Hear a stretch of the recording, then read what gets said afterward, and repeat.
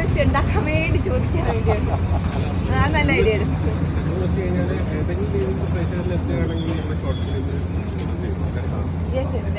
പിന്നെ എനിക്ക് ഫീൽ ചെയ്തതെന്ന് വെച്ചാൽ ഒരുപാട് പേര് ഇതില് ഞാൻ പറഞ്ഞില്ലേ പ്രൊമോഷൻ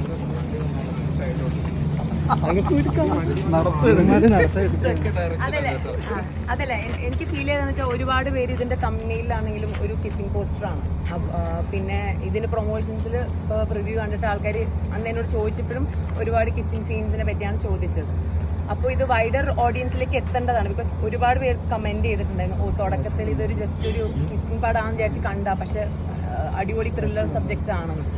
അപ്പോൾ അതെനിക്ക് ഫീൽ ചെയ്ത് നോക്കി മേ ബി ഓഡിയൻസിലേക്ക് എത്തുന്നത് അത് അങ്ങനെയാണെന്ന് വിചാരിച്ചിട്ടാണ്. പക്ഷെ പടം കണ്ടു കഴിഞ്ഞാൽ അറിയാൻ പറ്റും even that is part of the script. Nobody has told ഇത് റിലവൻ്റ് അല്ല. അത് പടം കണ്ടു കഴിഞ്ഞാൽ ആൾക്കാർ അറിയാം അല്ലേ?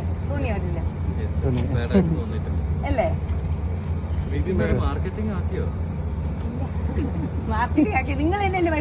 ഞാൻ ആ സിനിമയെ പറ്റിയാണ് ചോദിക്കുന്നതെന്ന് വരെയൊക്കെ ചോദിച്ചു. നിങ്ങളാണ് പറഞ്ഞ വരുത്തോക്കിനെ പറ്റി പറയും. എനിക്കിവിടെ വന്നിട്ട് വരുത്തോക്കിനെ പറ്റി പറയാൻ ആഗ്രഹമില്ലായിരുന്നു. ആക്ച്വലി ഇതിന്റെ പ്രൊഡ്യൂസർ ശ്രീകാന്ത് എന്ന് പറഞ്ഞ എൻ്റെ ഫ്രണ്ടാണ്. ഞങ്ങൾ ആദിശക്തി എന്ന് പറഞ്ഞിട്ടൊരു ട്രെയിനിങ് ഇൻസ്റ്റിറ്റ്യൂട്ട് ഉണ്ട് പോണ്ടിച്ചേരിയിൽ. Acting theatre workshop